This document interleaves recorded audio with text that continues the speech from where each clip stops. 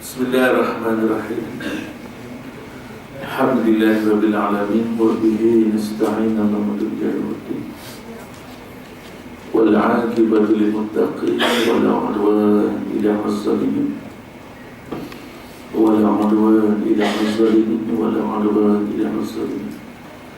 Salatu wassalamu ala asyrafil anbiya'i wal mursalin wa 'ala alihi wa sahbihi ajma'in.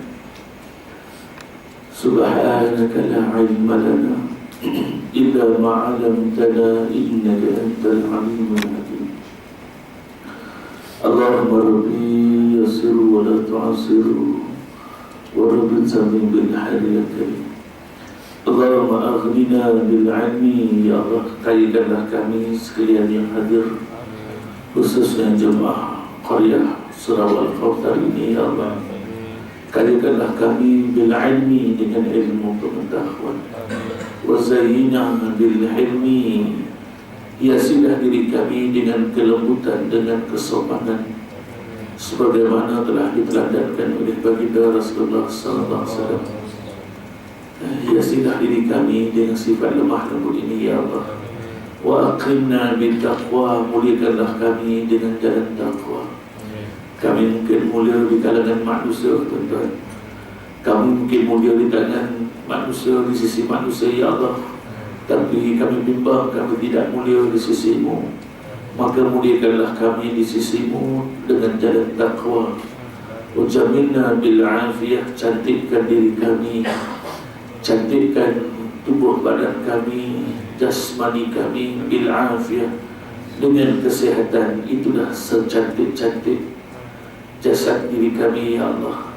Cantikkan diri kami dengan kesehatan. Mudah-mudahan dengan nikmat kesehatan yang berpanjangan kami dapat menyempurnakan ketaatan perintahmu dengan lebih sempurna. Birahmatika ya arhamar rahimin, walhamdulillahi rabbil alamin. Bismillahirrahmanirrahim. Tawakkaltu 'ala Allah wa la haula wa la quwwata illa billahil 'aliyyil 'azim. Amma ba'd. Pergi ke hutan mencari gaharu, tak dapat gaharu, alhamdulillah dapat rotan. Rasanya belum terlambat mengucapkan selamat tahun baru. Mudah-mudahan tak kiralah tuan-tuan, walaupun tahun Masihi, tahun ini bertambahlah keberkatan, insyaAllah. Pergi ke kedai membeli bihun, dan juga serbuk kari. Maulidur Rasul, tuan-tuan, kita sambut apel tahun, tiap-tiap tahun. Mudah-mudahan sayang dan amalkan sunnah begitu tiap-tiap hari, insyaAllah. Yang dikasihi pengurusi jatan kuasa Surau Al-Kautsar serta jatan kuasanya, barisan Tuan Imam, disebut di mana-mana masjid tuan barisan Tuan Imam. Kalau terbalik, Imam barisan. Tak kira lah sama dengan tuan barisan Imam ataupun Imam barisan. Tuan-tuan guru, para alim ulama, muslimin muslimat rahimahullah sekalian. Pertamanya dan selamanya, alhamdulillah, sampai juga tuan-tuan, alhamdulillah. Nak pergi ke Al-Kautsar Taman Sedini rasa waduh. Kalau Ardoh tu jauh, tuan-tuan. Kalau waduh tu jauh, tuan-tuan. Itu tauhid dan kalau tak ada yang bawa, tak ada PA yang bawa, rasa berat. Supaya itu kalau sahabat-sahabat yang bawa. Hari ini hampir tunggu-tunggu, biasa kena bergegas, kurang-kurang 5.50 kena bergegas. Kalau lambat takut biasa jam. Tunggu-tunggu, PA tertidur tuan.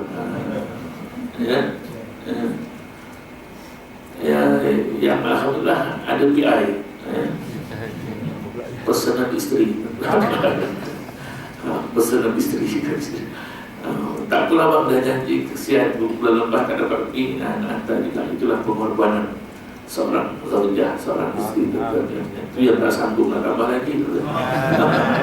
Pengorbanan itu cukup besar. Daripada bila biasa dia pengajar tanya, Ustaz kat mana? On the way. Biasa on the way tuan-tuan, tengah pakai baju tuan. Ataupun belum mandi lagi tu on the way. Sedangkan hati pengajar. Kalau boleh kita memang naik expressway, causeway tuan-tuan. Kalau lalu highway kalau boleh, tapi kat sini mana lalu highway sana? Lalu sini yang paling dekat.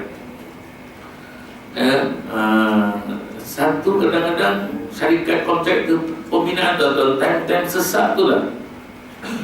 Nak buat korek sana, jalan 3 lane jadi 2 lane. Satu syarikat tuan-tuan, macam saya terpandang menarik tuan-tuan. Dalam keadaan itulah saja dia punya way. Dia syarikat tu tuan-tuan, saya terpandang tuan-tuan, syarikat kontraktor bina jalan, tapi dia campur perkataan bahasa Inggeris dengan Melayu. Syarikat bina way tuan-tuan. Bina way tuan-tuan. Memang bina way itu. Saya tengok bina way tuan-tuan. Sebab tengah-tengah waktu inilah dia nak buat. Nantilah dulu malam ke nak korek lubang, nak tahan, nak pasang kon. Tengok kontraktor syarikat Binawi. So sweet. Itulah jalan-jalan insya-Allah, mudah-mudahan dipermudahkan oleh Allah bila kita bekerja dakwah tuan-tuan, insya-Allah. Tuan-tuan dan puan yang dikasihi, ia dirahmati oleh Allah Subhanahu wa taala sekalian. Kita nak kut sedikit kata-kata Sayyidina Ali radhiyallahu anhu. Saya suka tuan-tuan, kita mulakan dulu dengan kata-kata hikmah, sama ada daripada hadis baginda Rasulullah ataupun qaul sahabat, ataupun qaul tabi'in dan sebagainya, sebagai mukaddimah kita insya-Allah. Dan ada kaitannya dengan apa yang kita nak sebut nanti insya-Allah. Kata Sayyidina Ali tuan-tuan, kalau kita ada 6 perkara, 6 perkara ini melayakkan untuk kita klaim syurga Allah Ta'ala. Klaim syurga ni maksud apa? Menuntut untuk kita, cukup syarat dah tuan-tuan, untuk kita klaim syurga Allah, tak malu dan layak untuk kita, bukan sekadar mohon, dapat syurga, klaim syurga. Apa dia? Yang pertama, kata Sayyidina Ali, kenal Allah. Mudah saja tuan-tuan. Awaludin ma'rifatullah, kenal Allah, lantas mentaatinya. Mudah saja. Sebab itu awaludin ma'rifatullah, kenal asma wa sifat dia. Ke-99 asma Allahul Husna dan sifat-sifat wajib bagi Allah, sifat mustahil bagi Allah. Dan bila dah kenal, dia akan mengundang sepatutnya taat kepadanya. Maka cukup syarat yang pertama untuk kita klaim syurga Allah. Sebab itu cuy-cuy kita hari ini, tuan-tuan, cuy-cuy Ustaz aman dan takut. Sebab dengan takutlah kita mendorong kita kepada taat.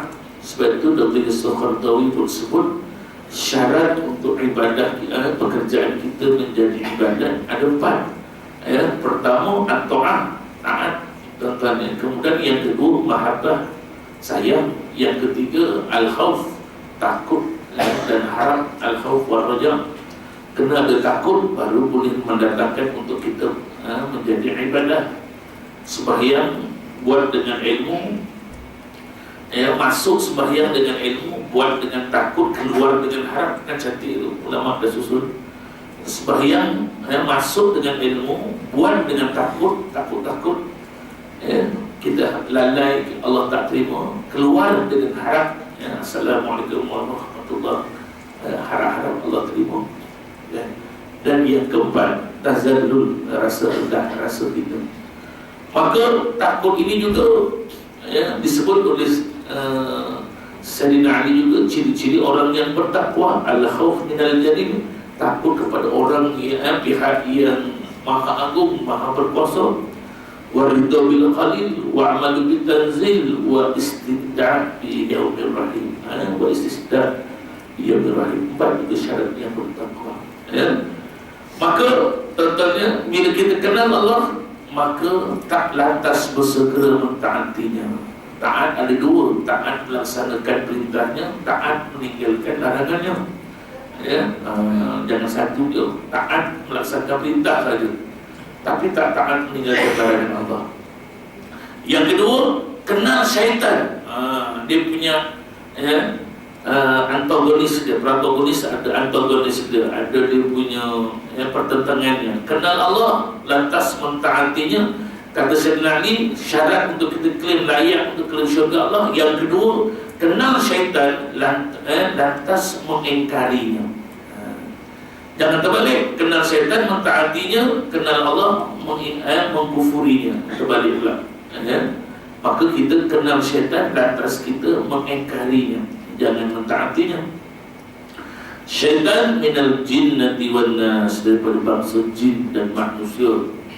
Kadang-kadang daripada jenis musyahadah, jenis yang disaksikan, jenis manusia ini lebih zalim, lebih jahat daripada syaitan, daripada alam ghaib.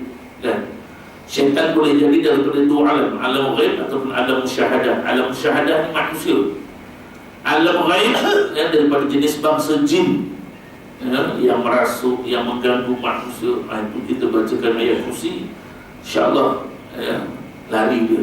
Kita lama cuti sebulan, 2 minggu balik kampung, tuan-tuan, masuk rasa meremah bulu roma, jangan masuk rumah terus. Bacakan ayat kursi, insyaAllah apa yang ada di dalam yang tak sepatutnya ada, kata Tuan Guru Datuk Harudin. Kalau kita masuk saja, kita redah kerja je, tuan-tuan, takut terlanggar dia dan sebagainya, dia marah, dia ganggu. Maka kita rasa meremah, bunyi pula cicak, jangan masuk dulu. Bacakan ayat kursi, hapuskan dulu. Tapi kalau yang masuk rumah kita syaitan jenis manusia, tuan-tuan, pukul 2-3 pagi protes nak umpil pintu rumah kita. Tuan-tuan bacalah ayat kursi 40 kali, tuan-tuan. Tak lari dia, balik kursi baru lari. Itu beza syaitan manusia, syaitan jenis bangsa jin. Sebab itu yang banyak menyusahkan manusia kita, tuan. Dalam keadaan orang gairah nak menyumbang untuk saudara kita, kenalan kita di bumi Kelantan, Terengganu, Kedah, Pahang dan sebagainya, tuan-tuan, mereka pun buat dana tabung, tuan-tuan. Maka orang, tuan-tuan, orang Malaysia ni mudah, dia bersifat empati, menyumbang. Sekejap dia boleh dapat 30,000, 40,000, tuan-tuan. Ada juga kes, tuan-tuan, buat dana, buat tabungan, tapi tak sampai kepada golongan sasaran. Ini syaitan, tentang perangai syaitan menipu. Begitu juga diisytiharkan 500 juta oleh PM kita, tapi telah dikhabarkan menyatakan bahawa telah dibelanjakan 800 juta. Mana pergi 300 juta itu, tuan? Itu pun syaitan juga, tuan. Tangan-tangan baik yang boleh mengubahnya. Kemudian yang ketiga, kata Sayyidina Ali, ada 6 perkara, ke-6-6-nya kita ada layak untuk kita klaim syurga Allah. Yang ketiga, kita kenal akhirat, kenal syurga. Macam mana ya Allah hebatnya, subhanallah, Masya Allah. Pintu syurga macam mana, daun-daunan syurga macam mana, pohonan-pohonan syurga macam mana. Kita baca Baqiyatus Salihat, subhanallah, walhamdulillah, wa la ilaha illallah, wallahu akbar. Maka baca sekali sahaja ditanamkan di syurga satu pohon yang besarnya, ukur lilinnya, tuan-tuan, mengendarai kenderaan kuda yang paling pantas. 500 tahun perjalanan pun tak selesai, tak bertemu lagi ukur lilinnya, Masya Allah. Dan maka kenal akhirat, lantas kita berusaha untuk mendekatinya. Min qarib ilaiha, apa-apa sahaja yang boleh mendekatkan kita kepadanya, sama ada min qaulin atau amalin atau i'tiqadin, ataupun niat azam kita, sama ada dengan ucapan kita. Min qaulin, ucapan kita mungkin mendamaikan rasa, menyejukkan, tak apalah bang, siapa je lah, yang dah hilang tu insyaAllah Allah gantikan yang lebih baik pastinya. Tuan-tuan, handphone kita jatuh berderai, pecah, Allah kita ketul ni malah tuan-tuan. Rasa tekilannya, aduh, ya ampun tuan-tuan. Tapi hikmahnya dapat handphone baru, betul tak? Kalau selagi tak rosak, selagi pun tak pakai, dah bercala bala dan sebagainya. Itu ada hikmahnya lah tuan-tuan ya. Maka wa maqariba ilayha, apa sahaja yang apa-apa yang boleh mendekatkan kepadanya, sama ada daripada tutur kata, daripada perbuatan, apatah lagi. Tak dapat sumbangkan wang ringgit, sumbangkan tenaga. Ustaz, jom kita pergi Kelantan, Masya Allah, banyak jadual ceramah tak habis lagi. Tak apalah, ni bawa lah kereta yang ada ni, tuan-tuan ya. Kita bawa kereta Arsul ni, ya, sebab orangnya tak boleh nak pergi, bawa lah kenderaan. Mudah-mudahan Allah terima itu sebagai satu usaha kita juga untuk mendekati ya, jannahnya, akhiratnya. Yang keempat, kenal dunia. Tadi ketiga kenal akhirat, yang ini kenal dunia ya, dan menjauhinya ma qariba ilaiha, apa-apa sahaja yang boleh mendekatkan kepadanya, sama juga min qaulin ya, wa amalin ataupun i'tiqadin. Hati kita pun Allah mengetahui kasat yang pun dalam hati kita ya, apa tarikan dunia, tipu daya dunia, hasutan dunia.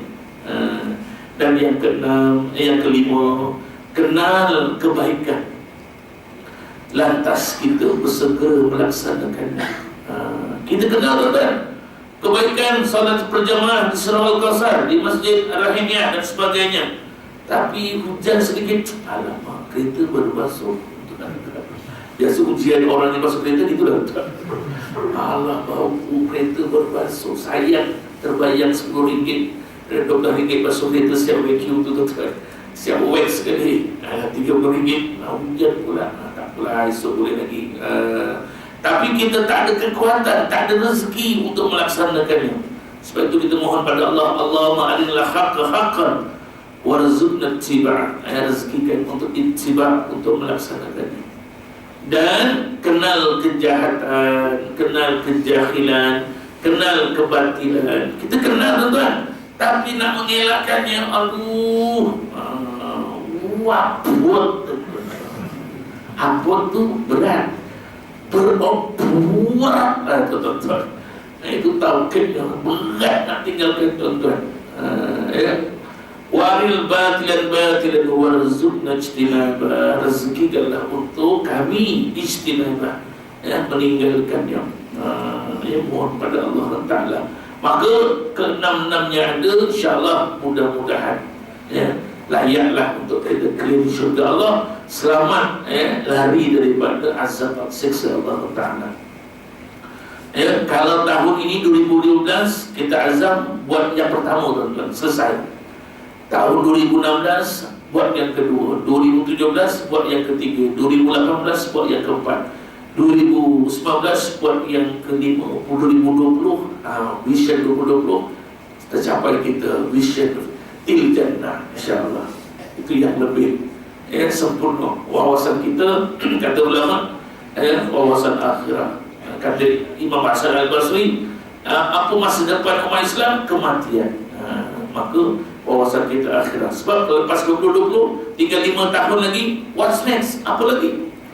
Maka wawasan akhirat itu lebih jauh dan lebih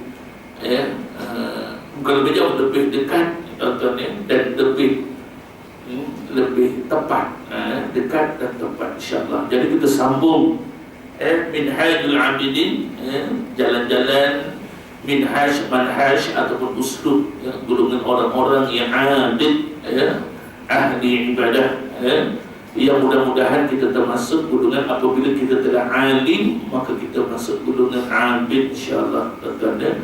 Pada bab yang lalu, kalau tuan-tuan ada dalam kitab ini, insyaAllah Minhajul Abidin, kita muka surat 8 berkaitan tentang bagaimana kata Imam Ghazali rahimahullah, rasa bersyukurnya Imam Ghazali kerana telah dibukakan satu ilham kepadanya untuk dia membukakan rahsia-rahsia yang selama ini tak pernah dia tulis di mana-mana kitab. Ini hebatnya kitab Minhajul Abidin. Dalam Ihya Ulumuddin pun tak ada, dalam kitab Hidayatul Hidayah pun tak ada, dalam kitab-kitab mana yang pernah dikarang oleh Imam Ghazali tak pernah Allah ilhamkan rahsia yang terkandung yang Imam Ghazali rahimahullah nak kongsikan dalam kitab ini, tuan-tuan. Kita lihat, kita baca sedikit untuk ada kesinambungan. Dengan limpah kurnianya telah membukakan kepada saya rahsia-rahsia yang tersembunyi, dan juga mengilhamkan kepada saya dapat menyusun kitab ini dengan susunan yang indah, yang mengagumkan, yang belum pernah saya sebutkan dalam mana-mana kitab karangan saya yang terdahulu, pada rahsia-rahsia tentang mengenal urusan agama, yaitu jalan-jalan yang ditempuh melalui pembahagian Aqabah yang 7. Macam mana golongan abid ini perlu menempuh jalan untuk menjadi orang kekasih Allah. Golongan abid ini melalui Aqabah yang 7. Kita sambung balik, tuan-tuan. Bismillahirrahmanirrahim. Bahawa awal-awal yang mengingatkan dan menimbulkan kebulatan tekad seseorang hamba Allah. Bulat, tekad yang bulat. Tekad yang bulat, maksudnya bulat meletak. Tak ada suwir-suwirnya, tak ada dia punya tebing-tebingnya, ricih-ricihannya tak ada. Memang solid. Bahasa kita, bahasa Inggeris disebut solid, tuan-tuan ya. Satu tekad yang bulat sebagai seorang hamba Allah untuk melakukan ibadah dan untuk melalui jalannya yang sukar itu ialah dengan datangnya lintasan hati yang suci, ilham daripada Allah Azza Jalla wa'ala. Kalau Syekh Nuruddin Marbu Al-Banjari Al-Badwi Al-Makki disebutkan Jalla wa'ala, maka dia suka guna istilah itu. Jalla yang agung, wa'ala dan maha tinggi pun boleh. Kita biasa Allah Azza wa Jalla pun boleh juga, dan juga dengan taufik ilahi yang khusus. Dan itulah yang dimaksudkan dengan firman-Nya, Ba'da'udzu billahi minasyaitonir rajim, afaman syarahallahu sadrah lil islami fahuwa ala nurin min rabbih. Maka adakah orang yang dilapangkan Allah akan dadanya untuk menerima Islam? Apabila Allah telah fatah, Allah telah buka, Allah telah masukkan nur ilahi, dan kena faham betul-betul. Sebab nak belajar tasawuf, adakah cahaya Allah masuk dalam dada manusia, nanti kan jadi macam ajaran nur matahari, tuan-tuan ya. Muhammad matahari ya. Jasad manusia adalah nur Muhammad, batin manusia adalah nur Allah. Itu dah melampau-melampau ya. Maka adakah orang yang dilapangkan Allah akan dadanya untuk menerima Islam? Syarahallahu sadrahu lil Islam, lalu dia mendapat nur daripada Tuhannya, fahuwa ala nurim. Nur ini maksud tuan hidayah lah, bukan cahaya Allah, zat Allah masuk dalam badan manusia.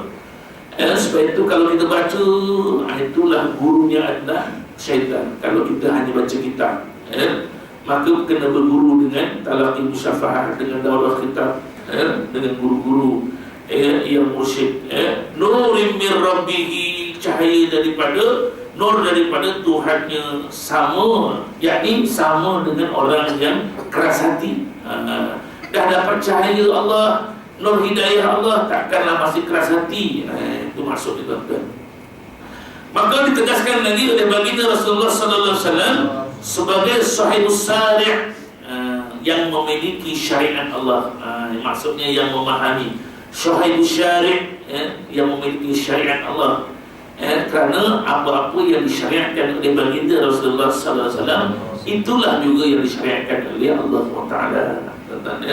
Telah juga mengisyaratkan, maksudnya sebut tentang hal ini dengan sabdanya, inna nura iza dakhala qalba fasaha wa saraha. Faqila ya Rasulullah, hal li zilika min alamati ya'rifu biha? Faqala at-tajafi an daril ghurur wa inabah ila daril khulud wal isti'dadu lil mauti qabla nuzulil mauti. Cantik penjelasan daripada baginda Rasulullah tentang nur ni tadi, tuan-tuan. Inna nura, kata Nabi, bahawa nur itu apabila sudah masuk, iza dakhala qalban fasah, apabila sudah masuk ke dalam hati, masuk ke hati-hati yang dengan izin Allah, yang Allah pilih, tuan-tuan. Bukan semua nak masuk ke qalb, ke sudur, ke dalam dada, ke dalam qalbi, ke dalam hati. Infasaha wan saraha, maka akan terbuka luas dan lapang. Terbuka dan lapang. Apa maksudnya? Lapang fikirannya, terbuka mindanya, hatinya untuk melihat kebenaran Islam dan keindahannya. Faqila, maka sahabat-sahabat bertanya, ya Rasulullah, wahai Rasulullah, hal lizidika min alamatin ya'rifu biha? Sahabat-sahabat lantas bertanya, ya Rasulullah, adakah bagi yang demikian itu, yakni lapang dada kerana masuknya nur ilahi itu, mempunyai alamat yang dapat diketahui dengannya? Nampak ke tanda-tandanya orang yang telah dimasuki nur ilahi itu? Adakah nanti nampak bercahaya mukanya, ataupun ada tanda-tanda tertentu yang ada alamat-alamatnya yang boleh kami kenal, ya Allah, ya Rasulullah? Maka sahabat Nabi tak penjelasan. Maka jawab baginda, faqala an-najat at-tajafi an-daril ghurur. Ya, ada alamatnya, ada alamat tanda-tanda bahawa seorang hamba Allah itu, seorang mukmin yang muslim itu, yang telah Allah masukkan nur, yang ada nur ilahi di jasadnya, di dadanya, di sudurnya, di dadanya, tuan-tuan. Kata Nabi, memang ada alamatnya itu, iaitu yang pertama, at-tajafa an daril ghurur, menjauhkan dirinya daripada rumah. Kalau dar itu maksudnya, tuan-tuan, daripada negeri, daripada satu kawasan, satu perkampungan. Dar dimasukkan ini dunia yang penuh dengan ghurur, tipu daya, satu kawasan dar, satu dar. Maka ditakrifkan, maka penterjemah di sini, maksud penterjemah dimaksudkan dengan dunia lah, tuan-tuan. Sebab dunia al-matarul ghurur, dunia itu tidak lebih daripada tipu daya, walaupun dia boleh menjadi mazra'ul akhirah. Dunia itu boleh menjadi jambatan kita ke akhirah. Nak buang tak boleh, buang dunia langsung tak boleh, tuan-tuan. Sebab dunia itu mazra'ul akhirah, jambatan ke akhirah. Kalau kita dah buang jambatan, macam mana kita nak pergi ke dunia akhirah, ke negara akhirat? Ada orang bakar jabatan tapi buat balik, menyeberang balik. Saya dah bakar jabatan itu, tak tahu dia pula yang menyeberang. Nak meninggalkan dunia tak? Itu tunggulah masanya. Meninggalkan dunia, meninggal dunia, innalillah. Jadi kita jangan buang dunia, jangan tinggalkan dunia dalam keadaan tapi dunia tak masuk dalam hati. Maka kata Nabi, tanda-tanda orang yang telah dimasuki, Allah masukkan, Allah campakkan nur ilahi di dadanya itu, yang menyebabkannya luas dan lapang pemikirannya. Antara yang pertama kata Nabi ialah at-tajafi an-daril ghurur. Dia mampu menjauhkan dirinya daripada dunia yang penuh dengan tipu daya. Tipu daya dunia dia tak terpikat. Alhamdulillah, tuan-tuan, dia boleh menyumbang sekian banyak generator, sekian banyak lagi pump-jet dan sebagainya untuk membantu untuk pasca selepas banjir. Dengan tuan-tuan punya lebat petang tadi, banjir lagi sekali lagi di Kuala Kerai, tuan-tuan. Masya Allah. Mudah-mudahan Allah berikan kekuatan dan keteguhan hati dalam keadaan sahabat-sahabat kita yang sedang Allah uji. Mudah-mudahan itu menjadi asbab untuk Allah tidak angkat derajat yang tinggi di sisi Allah Taala. Banyak viral dalam WhatsApp, tuan-tuan. Mungkin ada kebenarannya. Seorang makcik yang ditemui oleh sukarelawan dalam keadaan rumahnya tinggal puing-puing, saya tuan-tuan, tinggal bekas-bekas batu saja, tangga batu, rumahnya dah hanyut. Bila ditanya, makcik apa pula makcik? Makcik nak terlekong dengan sejadah je dah. Yang lain tu makcik dah reta dah. Masya Allah. Tuan-tuan, ini satu tarbiyah langsung daripada Allah Ta'ala.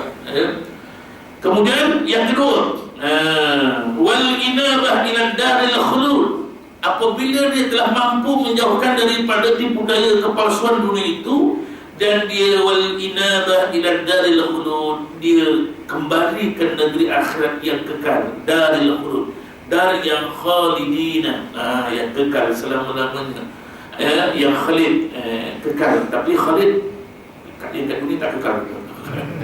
Ganti Azmin.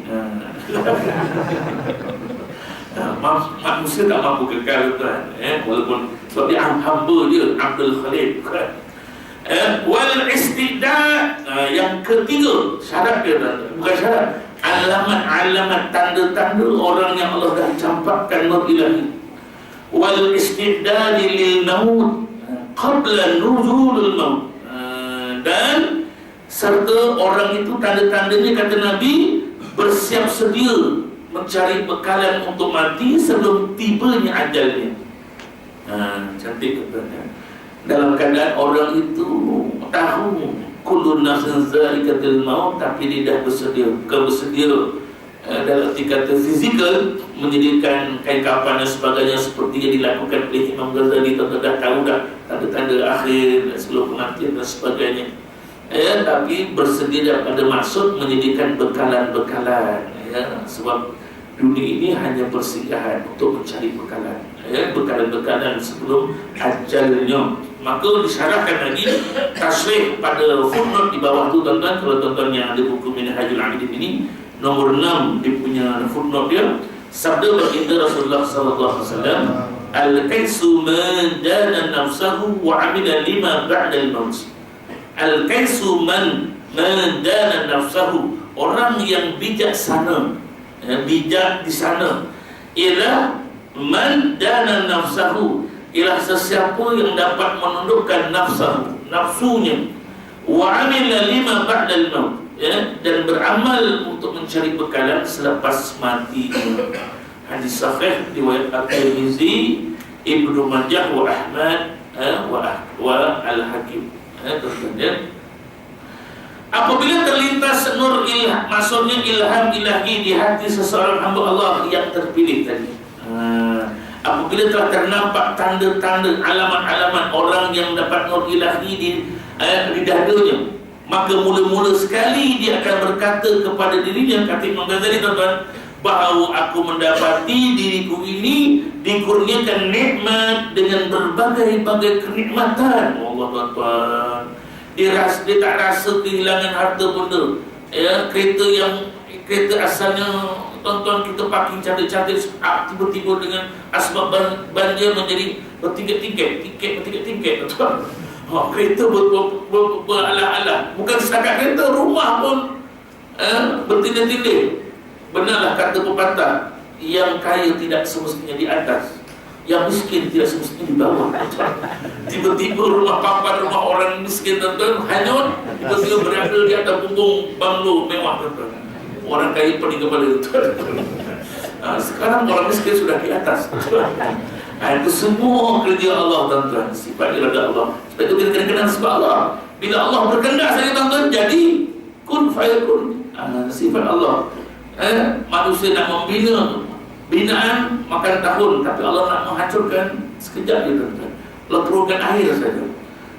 Peribahasa kita banyak, jangan main api, kecil-kecil menjadi kawan, besar menjadi lawan. Bukan api saja, tuan-tuan, air pun, tuan-tuan, itu terlalu besar, tak terlawan kita. Maka orang yang telah mendapat tanda-tanda alamat dapat nur ilahi ini, dia merasa dia dalam dirinya, dia akan berkata, tuan-tuan, dia akan mendapati diriku ini dikurniakan nikmat dengan berbagai-bagai kenikmatan seperti nyawa, kekuatan fizikal, akal, pertuturan, yang jauh lebih banyak yang perlu disyukuri berbanding kehilangan nikmat-nikmat yang duniawi. Dia rasa aku masih hidup lagi, dapat menyaksikan pasca banjir, berbanding dengan saudara-saudara yang gugur, tuan-tuan, dia tak nampak apa lepas banjir. Itu satu nikmat kehidupan, selepas Allah uji dengan begitu. Sahabat saya, tuan-tuan, sama-sama jurulatih utama dakwah, namanya Poklan. Dia di Malik Urai tuan-tuan. Satu kampung dia memang tenggelam habis tuan-tuan. Dia lari, dia cerita tuan-tuan, dia lari naik ke atas bukit. Dekat situ lah tuan-tuan dia berkemah dalam keadaan apa sahaja yang dia mampu capai. Sebab air naik tuan-tuan cukup pantas daripada bawah, bukan daripada atas, daripada bawah. Maka dia tak sempat nak capai apa tuan-tuan. Makanan jauh sekali lah tuan-tuan, bawa anak-anak dan sebagainya. Makanlah putih-putih pokok tuan-tuan. Kalau ada putih-putih muda, makanlah apa yang di hutan tuan-tuan. 4 hari 3 malam tak ada yang dilakukan. Dia kata dia dapat sedikit makanan disimpan. Dia bila dengar anaknya nangis saja, diberilah tuan-tuan. Setakat mana yang beri. Masuk hari yang keempat baru datang penyelamat. Sebab ketika itu memang tengah kacau tuan-tuan. Banyak bantuan kepada pusat pemindahan banjir tak sampai ke yang orang-orang yang masih lagi tak diselamatkan lagi. Yang didakwa pengurusan banjir di negara kita antara yang terbaik. Siapa je lah. Maka Allah nak tunjukkanlah tuan-tuan dalam hari ini ada hikmahnya. Allah nak tunjukkan siapakah yang benar-benar mendahulukan rakyat. InsyaAllah mudah-mudahan sebab itulah akan tertegaknya benar-benar hukum Allah di atas muka bumi di Indonesia ini tuan-tuan. InsyaAllah kita tahu tuan-tuan. Begitu juga berlakunya banjir di Makkahul Mukarramah, di beberapa banjir di Aceh. Awal-awal Allah nak bersihkan sebelum tertegaknya hukum Allah insyaAllah. Maka orang seperti ini nampak nikmat yang lebih besar, nyawanya, tenaga kekuatan, akal fikiran, malah pertuturannya sentiasa diingat sebagai satu nikmat yang besar. Nikmat ini tuan-tuan kalau digunakan pada jalan yang asi, yang raga, dia akan menjadi nikmah. Ini beza nikmat dengan nikmah. Haji Malik dah baca cuci Ustaqi, buku tuan-tuan dia tahu apa beza nikmat ain dengan nikmah. Qaf tuan-tuan. Kalau nikmat itu segala pemberian rezeki kita yang mendekatkan diri kita kepada Allah, tapi nikmah satu nikmat tapi digunakan untuk jauh menjalankan lebih menjarakkan kita hubungan kita dengan Allah Taala. Itu yang istidraj. Satu nikmat, satu nikmah yang menyebabkan Allah murka kepada hamba-Nya yang menerima nikmat yang tidak bersyukur. Kita tak mau nikmat, tapi kita nak nikmat daripada Allah Taala. Serta lain-lain pengertian nikmat yang mulia dan beraneka jenis kelazatan di samping nikmat pemeliharaannya. Dalam keadaan rumah bangunan sekolah 4 tingkat tinggal 1 tingkat, bagaimana Allah masih dalam memberikan pemeliharaan jagaannya. Dia nampaklah segala perlindungan kekuasaan kebesaran Allah Taala yang menghindarkan aku daripada segala macam mara bahaya dan bala bencana. Ini orang yang di dadanya ada nur ilahi. Sesungguhnya semua nikmat ini kepunyaan Allah, pemberi nikmat yang menuntut aku supaya mensyukuri dan berkhidmat kepadanya. Maka orang yang telah mendapat nur ilahi ini, dia menyadari bahawa semua nikmat yang Allah kurniakan ini adalah pemberian daripada-Nya, dan nya-nya itu nahu kembali kepada Allah Ta'ala itu menuntut untuk disyukuri dan berkhidmat kepadanya. Khidmat kita sebagai abdul, sebagai hamba-Nya tuan-tuan, bukan menjadi sombong dengan banyaknya nikmat yang melimpah ruah.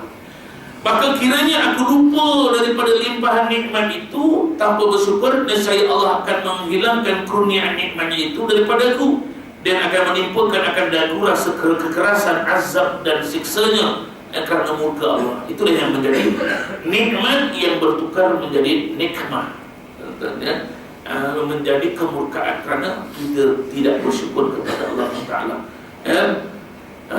Kita lihat footnote dia, syarahan dia, firman Allah Ta'ala, wa iz ta'azzana rabbukum la in syakartum la azidannakum wa la in kafartum inna azabi lasyadid.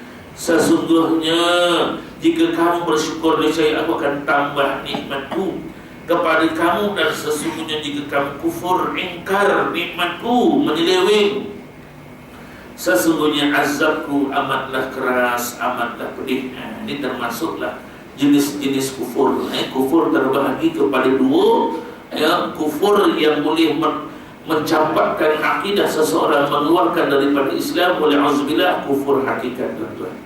Menolak rukun iman, menolak rukun Islam, menolak hukum-hukum, semua yang dibawa, yang ada dalam Quran dan sebagainya, yang dibawa ajaran-ajaran, risalah-risalah yang dibawa oleh baginda Rasulullah, itu kufur hakikat sallallahu alaihi wasallam. Kufur nikmat, ulama membahagikan kufur nikmat itu dan ada beberapa perkara. Antaranya ialah apabila nikmat yang Allah kurniakan ini digunakan pada jalan maksiat. Ini juga takrif yang diberikan oleh Imam Ibnu Mas'ud dan juga oleh Imam Ibnu Katsir menguraikan tentang bab mubazir, yaitu nikmat walaupun sedikit tapi digunakan pada jalan maksiat, itulah kufur nikmat, yang juga takrif kepada satu pembaziran. Bukan hanya banyak digunakan sampai melimpah ruah, sampai tak habis, sampai busuk dan sebagainya, tapi walaupun sedikit tapi digunakan pada jalan asi, penderhakaan, itu juga sebagai satu kufur nikmat. Begitu juga takrif nikmat ini ialah apabila enggan mengeluarkan zakat, sedekah, sama ada sedekah yang sunnah ataupun sedekah yang wajib, dan itu pun termasuk kufur nikmat.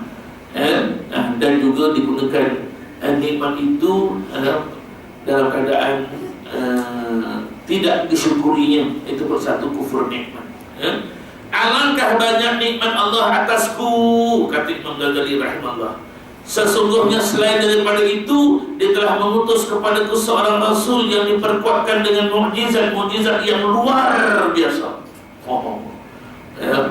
Mukjizat-mukjizat yang terkandung semuanya kesimpulan kepada mukjizat-mukjizat yang ada pada para anbiya wal mursalin yang terdahulu. Tuan-tuan, ini hebatnya tuan-tuan. Kalau kita baca Syama'il Muhammadiyah, kita baca kitab Ar-Rahiqul Maktum, baca kitab Fiqh Sirah, tuan-tuan, Nabi kita ni tuan-tuan, Khatamun Nubuwah ini adalah Nabi penggulungan, Nabi kesimpulan. Hampir semua mukjizat-mukjizat yang ada pada Nabi-Nabi terdahulu ada pada baginda Rasulullah sallallahu alaihi wasallam.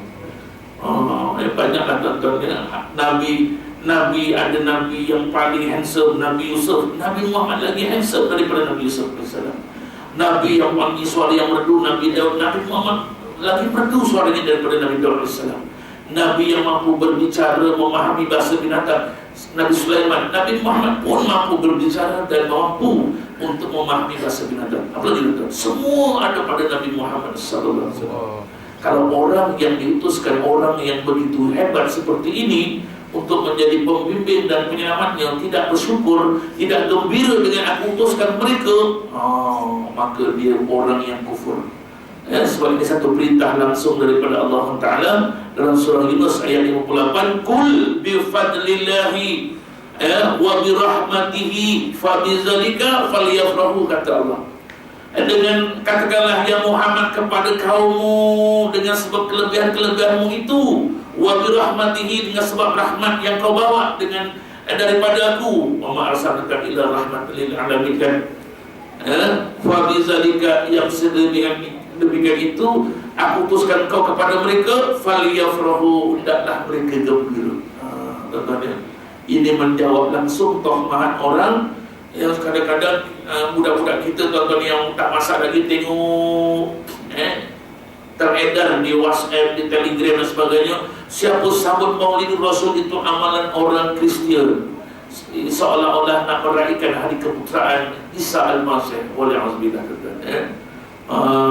Maka kata Syekh Muhammad Alawi Al-Maliki Al-Hasani dalam statementnya yang terbaru, tuan-tuan, barang siapa yang mempersoalkan keharusan menyambut Maulidul Rasul, seolah-olah orang ini benci dengan adanya Nabi Muhammad sallallahu alaihi wasallam. Betul juga, tuan-tuan. Dipertikaikan, kenapa kita sambut Maulidul Rasul? Kenapa kita sambut hari keputraan baginda? Seolah-olah orang seperti ini tak rasa bersyukur dengan Allah utuskan seorang Rasul yang begitu hebat sebagai penyelamat kita umat akhir zaman. Itu yang dimaksudkan oleh Imam Ghazali. Aku bersyukur kerana diutuskan kepadaku seorang Rasul yang diperkuatkan dengan mukjizat-mukjizat yang luar biasa dan di luar kemampuan manusia. Kalau kita baca kitab Abu Ja'far Al-Bazanji. Oh, seronok tuan-tuan ya. Allah, tapi dalam bahasa ibtidal imla bismillahil aliyah Allah, tapi sampai ngantuk sampai duduk tidur. Lain kali sesekali baca dalam bahasa Melayu, maka tidak dapat kefahaman. Kadang saya ceramah di Melaka di Negeri Sembilan, tuan-tuan, dia tak baca kitab Bazanji, Abu Ja'far Al-Bazanji, dia baca Maulid Ad-Daibah, Maulid Daibah yang dikarang oleh Imam Ibnu Daibah As-Saibani, pun cantik juga, tuan-tuan. Tapi lagunya lain, lagunya lain, mendatar sikit, dia tak ada lengang liku, dia lagu rap sikit, tuan-tuan. Saya dengar tak masuk kan. Di Selangor orang Johor, kalau Maulid itu teror kat Johor lah. Sampai ada pertandingan Bazanji marhaban dan sebagainya. Apa-apa perkara yang luar biasa, yang ajib, tuan-tuan, yang berlaku kepada sebelum kenabian. Maksudnya kalau dalam cerita kitab Bazanji, ada lingkungan cahaya yang indah ketika kelahiran Nabi, pada pasir yang kerigotan tumbuh, rumput menghijau dan sebagainya. Itu namanya irhas, bukan mukjizat lagi. Perkara-perkara yang pelik, yang ajaib, yang di luar kemampuan manusia yang berlaku kepada Nabi, tentu disebut sebagai irhas. Itu sebelum kenabian. Selepas kenabian disebut sebagai mukjizat. Satu perkara yang istimewa untuk menguatkan lagi kenabian Nabi, kerasulan Nabi, juga kepada rasul-rasul yang terdahulu. Kemudian perkara yang pelik yang berlaku kepada wali-wali Allah, kepada kekasih-kekasih Allah, contohnya, maka disebut sebagai karomah. Boleh berjalan atas air, boleh nak pergi Mekah, tutup mata dah sampai Mekah.